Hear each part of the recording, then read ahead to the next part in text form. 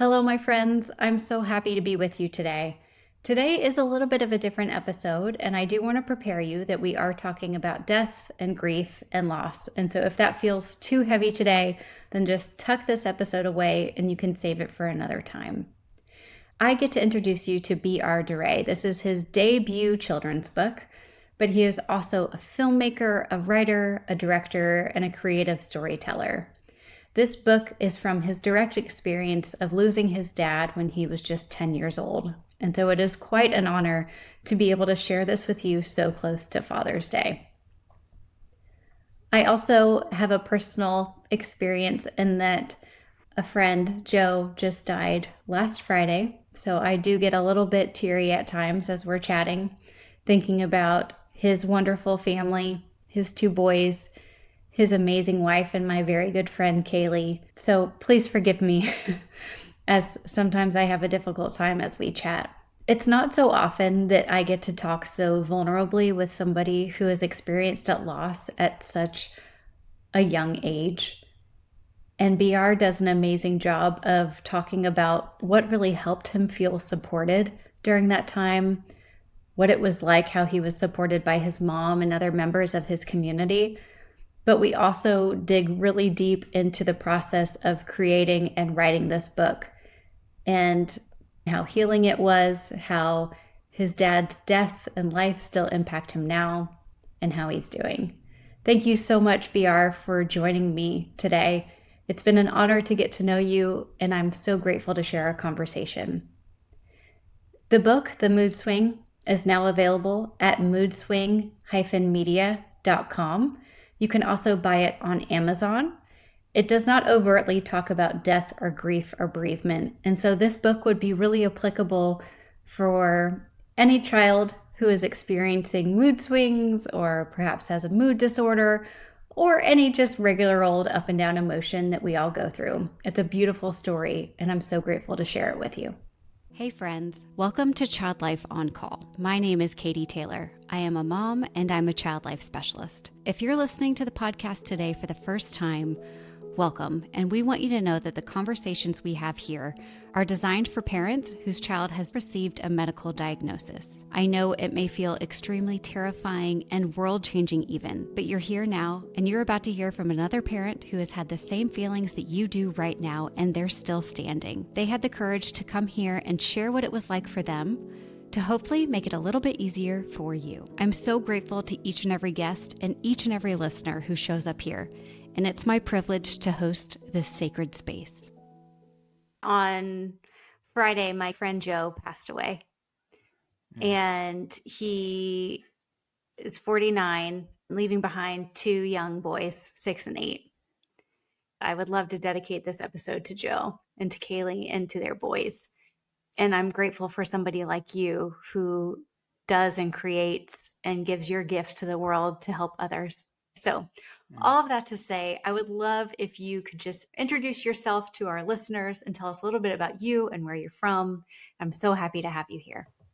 Well, thank you so much for having me. And my thoughts are with you and with Joe and his family. And he's closer than you think. And I think that's what drove me to write my book. Was my dad passed when I was young, when I was 10. I think when we lose people, it gives us all a bunch of superpowers, just like it does a bunch of struggles to get through. But I think that's all the beautiful things in life, is it gives you a bit of both. And so when my dad passed, I think it also kind of gave me the desire to want to make stories and tell stories, because I got more sensitive to life, I think, early on as a kid. And so I am a filmmaker, I'm an author. I spend my life writing stories and making stories, and I've done a lot of different types. And this book is definitely the biggest labor of love that came right from the fact that I felt like stories and my community helped heal my heart when it was sort of split open. And so I kind of felt like now I'm at a point in my life where I wanted to put it all into a package and try to give back a little bit, because I think just like you're feeling right now, even though it's a children's story, we all feel like a kid again when we lose somebody that we love, kind of one of those ageless things. So anyway, I'm an author. It's so beautiful. Thank you for sharing that and being willing to talk about your experience as a 10-year-old. This podcast is really designed for parents who have endured really hard things.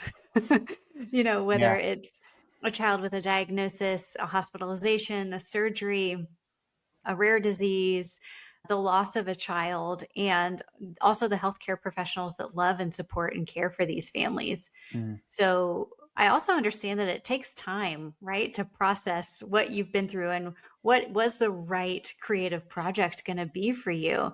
Do you mind kind of, and please be as transparent or non transparent, we can skip this question, but do you mind walking us kind of back through that time and being 10 and what you Yeah. remember and maybe some of the things that really stuck with you and really supported you? Or maybe didn't, Happy that to. had an impact too.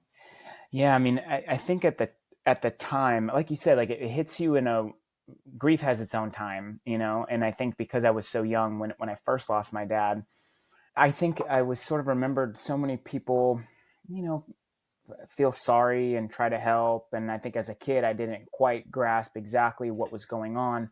And I didn't really miss him right away. I mean, I've lost people in my life now as an adult. And I just remember it was a little bit more surreal back then. And then it just randomly hit me maybe months later. I was like in a parking lot with my mom going to drop my sister off somewhere. And it just, as if it was like, it just came out, like all the Mm. tears just started coming out, and it just sort of had its own, it just moved its way very slowly Yeah. through me. And that was just for some reason how I reacted to it. But I know that the way so many of the things that surrounded his loss was actually what became so difficult to struggle with, which was like I got a lot of anxiety about something happening to my mom, which I learned was like super normal. I learned like Yeah. I was having a lot of imaginations about if she didn't even answer her phone one day, I was immediately thrown into like, oh my God, something happened to her. And so Yeah. I started feeling things really deeply, and that kind of put me into a place that was like I kind of got a little depresso, as a kid, because I was like my friends around me, they're not feeling this strongly about anything, and I just remember feeling a little isolated, that like the way I was feeling was just so sad and or anxious or whatever. So the mood swing in the book talks about these highs and lows and kind of trying to find the balance. And when I was going through those times, I had a grief therapist, and my mom, who was just like, single mom, became superhero. Her strength definitely like helped me tremendously, and she tried to give me all the resources to help. And I remember that one of the things that helped so much was like just trying to go from like being inside of my head, which kind of was the scary place at the time, into like my body and into like something very like physical and present, and like just feel what your feet feel like against the ground and feel what the sun feels like against your face. And so, that's also in the mood swing. It's about this magical swing, but it's about Peter, who's this boy, it's named after my dad, finding the balance on the swing. And it's not the amazing adventure off through space at the high, and it's not the scary falling through quicksand at the low, but it's actually just the wind on his face and the sun on his face and feeling going back and forth.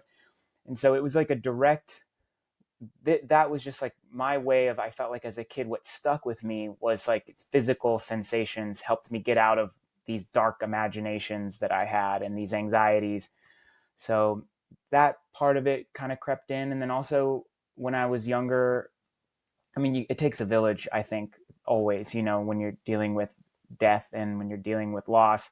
So I had, like all the dads of my friends, would take me on a fishing trip or try to sort of be the father figure. And so like Mm. I'd be remiss if I didn't say it truly was like, death doesn't just affect individuals, but like an entire community. And I really think Yeah. that like, specifically my mom's strength, her trying to put me with these other dads and get out there Mm. and go do boy things, go do guy things, go, do all that. It really helped me to feel like I really wasn't alone. And then, much later in life, like I'm engaged now. I'm getting married in August. Kinks. Thank you. She's amazing. Her name's Michelle. She's my angel, and she Shout like, out Michelle. shout out Michelle. She, but there was a time where, maybe a year or so ago when I like knew I was going to marry Michelle, that I had like another wave of just sadness just hit me out of nowhere. Like it's Hmm. been 20 years since I lost my dad, over 20 years. And I didn't know what it was. And I'm trying to figure it out with Michelle. And then finally it was like, oh yeah, like I'm bummed that my dad doesn't get to know you. Like I found the person for me.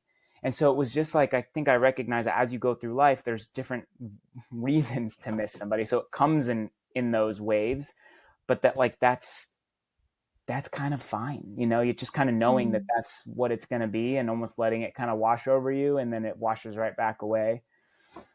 Yeah. So It's we talk a lot in child life and child development about when you have the death of a loved one close to you when you're little, you often have to re-grieve it at every phase of your life. yeah. And you're understanding it then at a different way too. We know, developmentally, kids begin to understand the permanence of death around 6. And Mm, but if it happens before you're 6, it's hard to understand, and even so, like, 6 is just a general number, but, then you start to understand a little bit more, and then another part of your brain is learning new things, and so you're re-grieving in a different way. Have you found that to be true for yourself? yeah. Yeah. I think the more that I find times in my life where I would have loved to have my dad, that's when I feel the loss more. So like when there was a heartbreak, I'm like, and you wonder too, you kind of romanticize the ones you love too when you lose them. Like I have friends who Yeah. have their dads and they're like, I don't talk to my dad when I go through that stuff at all. He's the last one I want to talk to. But I think, like when you, because I don't have that relationship, I've created this really pure, beautiful connection with him. And so I find moments to honor him and talk to him or ask advice from him. And I find that those moments of re-grieving happen when I just am experiencing new life milestones, that Hmm. his loss is more obvious in those milestones, like, like Michelle sent like a save the date address to my dad, just to kind of honor Oh, that he got one. Right. I know that, like, yeah, I love it. which was, and I'm team, like, you just don't put it away and lock it in a corner. Like Mm. keep it really present and keep it active. Like the ones that we lose, I actually learned this. I did a travel show where we went down to Oaxaca, Mexico, and we were covering Day of the Dead down there. And one of the things that they believe is, like the worst thing that could happen on Day of the Dead is a grave that's not visited. And what they mean is that, like, to keep the ones that they love that they've lost presently in their life as much as possible is the way to honor them. And it also is the way to, I think, still feel them in just a different way, in a different relationship. So I re-grieve, but I also think that I reinforce my life knowing that, like, I think I'm closer to him now than I ever could have been if he was alive. I don't have the choice of that, but I Yeah. choose to think that, so. Yeah, I had this profound moment when we realized that Joe died that was like, "Oh, man, we need to really be living in alignment with what is important." Yeah. Joe was really into horse racing, and it's, like, not a usual Mm. hobby that somebody has, and it's not always, like, the easy career path, but Mhm. that's what he chose to do, and, like, he lived in alignment, Yeah. and I'm not trying to make his death just about horses, but it reminded me, like, we don't our time is not promised. The ones we love, we get to tell them we love them. That's why it's so important when you have these spurts or parts of your life that feel like you're living in your purpose, that you follow them. Hmm. And do you think that creating this book and creating your creative projects is you living in alignment with what you're supposed to do? Yeah, I feel like I got little like winks from the universe too. Like when I first was starting Mm. it, that helped me to like be like, okay, yeah, I'm supposed to do this. A lot of magic has surrounded the process of creating this book, and I've also turned it into a film, a little short film, and like every step of the way, even the first store I walked into with the book to try to be like, we put it on your shelves. There was just like a really magical little moment where this woman was in the store and just saw me holding the book, and she just said, I'll buy that book. And I was like, it's not even a part of the store yet. And the person behind the counter was kind of smiling, and this lady, I guess, comes in a lot, and she's like, I don't care, how much do you want for it? And so then I like sold her the book directly, and then I looked at the lady that worked there and I said, so like I don't have, like, I was hoping you could sell them. And she said, come back with a couple more and we'll put them on the shelves. And it was just like that ridiculous moment where I was like, thank you for giving me just a little bit of a nice, easy start with this so that I knew I was in the right place. And I read the book The Alchemist from Paulo Coelho quite a bit. It's one of my favorite books. And he, kind of says what you just talked about, where it's like we all kind of have a personal legend, he calls it, and you got to kind of follow the omens to find your way there. And when you're in alignment with it, things do happen that give you the assurance that like you're right where you're supposed to be. And it doesn't always mean it's going to be easy. It also tests you when you're on your life path for sure. But I do think that something like this, I had angels looking after it. I think my dad's looking after it. Even having this conversation with you, whatever brought us in this space to speak together, I really think that, there were stories and tools that helped heal my heart when I was a kid, and it like genuinely helped. And it's the highest form of storytelling when you can genuinely like help comfort someone's heart or give somebody a way to see life that they couldn't see it before. And I do think like that this has made me feel the best I've ever felt about creating something. Is it's not just like saturation to fill time, but it's like something to actually try to take away a better understanding of living more deeply. So I don't know if that answers your question. Oh my gosh, so beautifully, so beautifully. How have I never put mood swings and an actual swing together in my head? Like, how has this not happened? And you've done it so beautifully. Your illustrations, even your website, like it's stunning. When did the vision for the swing come to you? Was it when you were a kid or has it been later? So funny. It was like I think it was Jerry Seinfeld says the way he writes jokes is it's like a charm bracelet where like there'll be one little thing, he'll kind of write it down, remember it, and then another thing, and they're totally unrelated. But then one day he figures out how to connect the two of them, and then that's the idea. So I remember when I was a kid, one charm of the charm bracelet was like I would ride swings. I loved swings on the playground. And at the very top, I'd look up into the clouds and I'd always imagine that I'd like sort of blast off onto like a little ship. It was just like one of those imaginations I really remember as a kid. And then I think I was years ago down at a beach here in LA, and there was like a little swing set there. And I think I just sat on the swing set one day. I was feeling like nostalgic or whatever. And I was sitting there and I just remembered that imagination I had. And then for some reason, the word, mood swing came to me. And I think it's because I had been talking about, I've been wanting to do something that had to do with dealing with grief and death. And I remembered that the thing that I dealt with after the death were these mood swings that were just, I was really happy and I also could be really sad.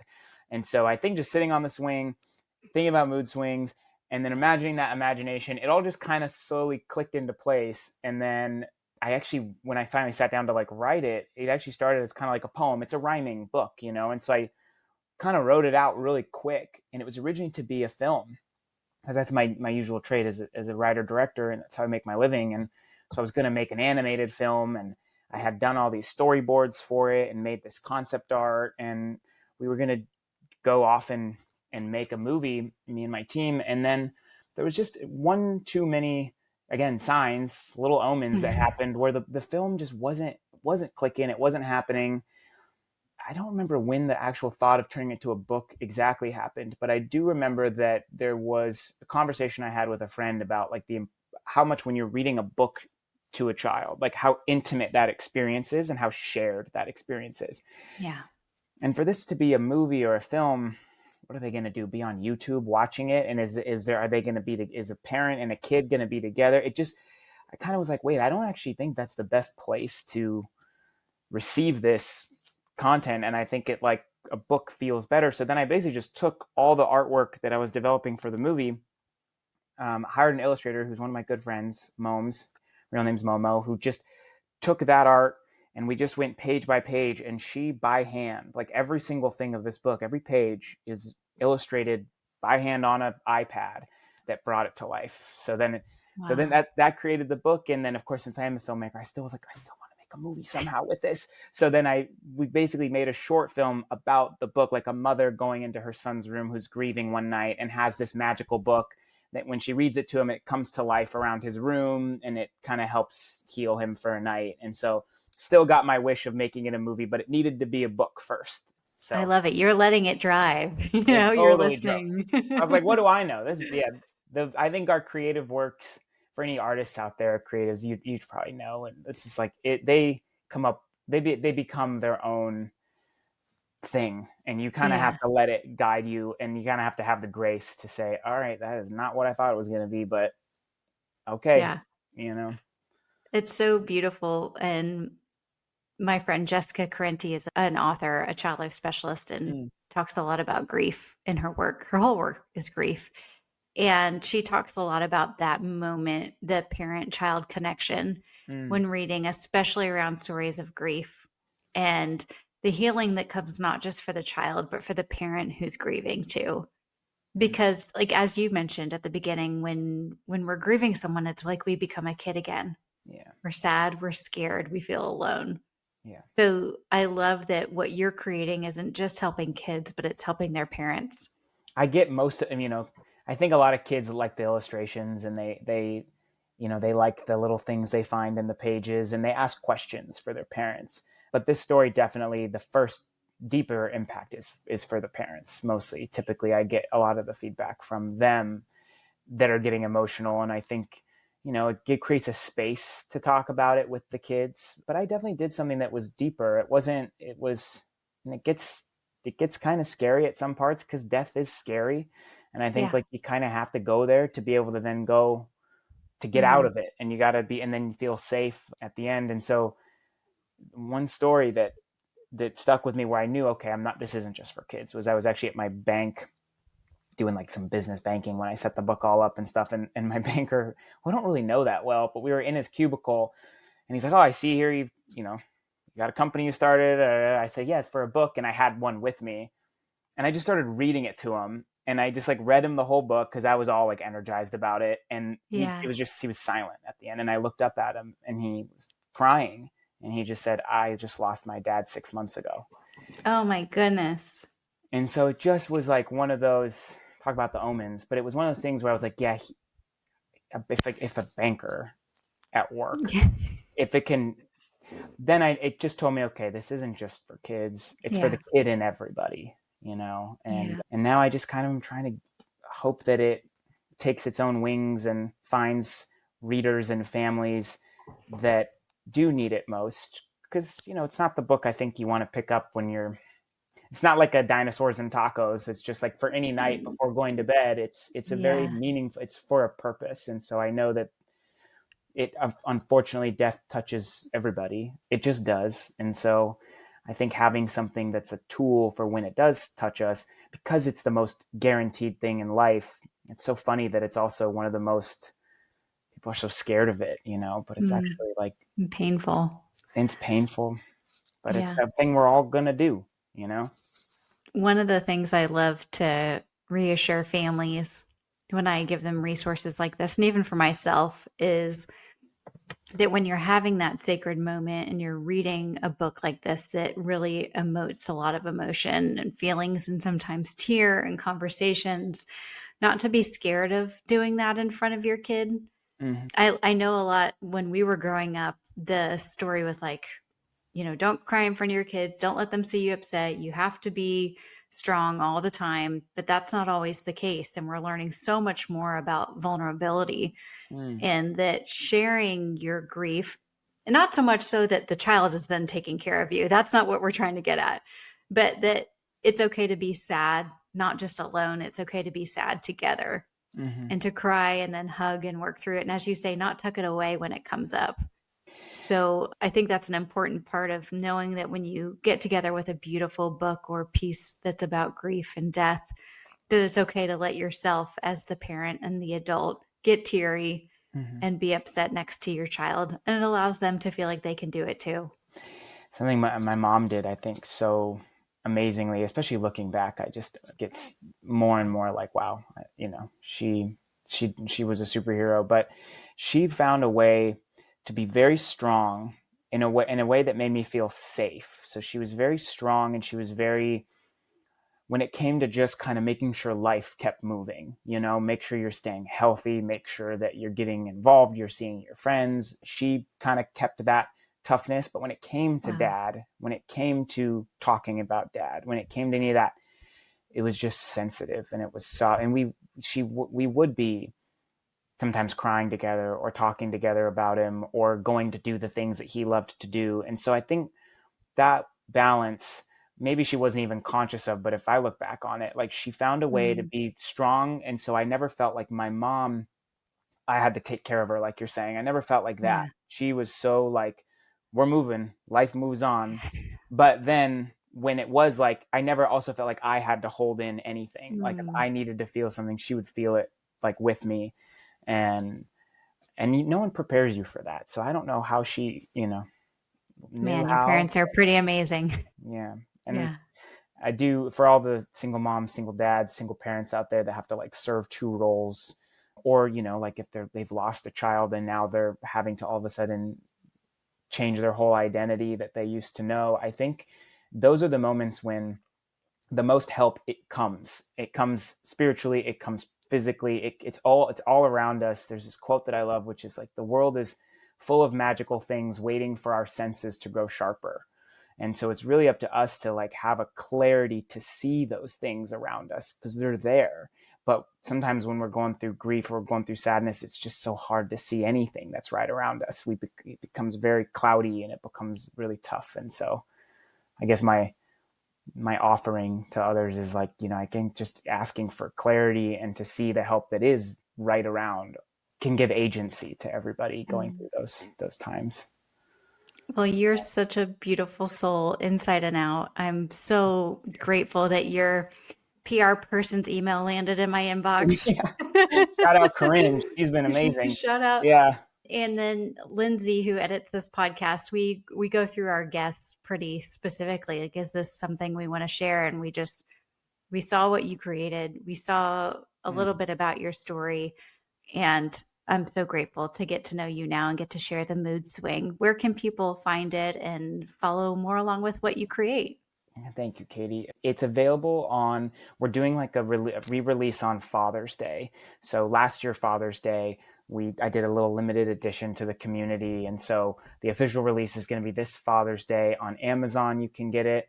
That's probably the best place. You could also go to the website, which is just moodswing-media.org. And there's also a little trailer on there for the film version. And you can also donate a book on the website too, if it's something that you don't need for your family right away, but you think there's an organization or a family in need, you can give a book, donate a book, but that'd be the best way. Yeah. That's wonderful. Well, congratulations. Thank you so much for having me and giving this space. Yeah. Thank you for being here. As a parent, you want to be there for your child, especially when it comes to their health. But healthcare can be overwhelming and confusing. The good news is child life specialists are experts who help families navigate these challenges. But often our support is only in hospitals. So imagine if you had access to these valuable tools and resources all the time. You would be able to understand medical procedures, explain them to your child, and help them feel less anxious, which also makes you probably feel less anxious. So when your child visits the doctor, has surgery, or has a medical procedure, having the right information and support can make all the difference. You, the parent, can be prepared to answer their questions, calm their fears, and advocate for their needs. Child Life Specialist tools are ready to be in your hands right now through our app Support Spot. All you have to do is go to the iOS or Android store, type in Support Spot. We are giving all of our listeners on this podcast access to the app for just $19.99 for an entire year. You are going to have, I'm not kidding, 7 years worth of resources and support and information that we have been building at Child Life on Call at your fingertips. With these tools in your pocket, you can transform the way your family experiences medical care. Parents, you deserve to be informed and feel confident in your child's healthcare journey. And by having access to Support Spot, you can ensure that your child feels supported and understood no matter what medical challenges come your way. Head to the link in the show notes or go to your app store, type in Support Spot to download it today. For those of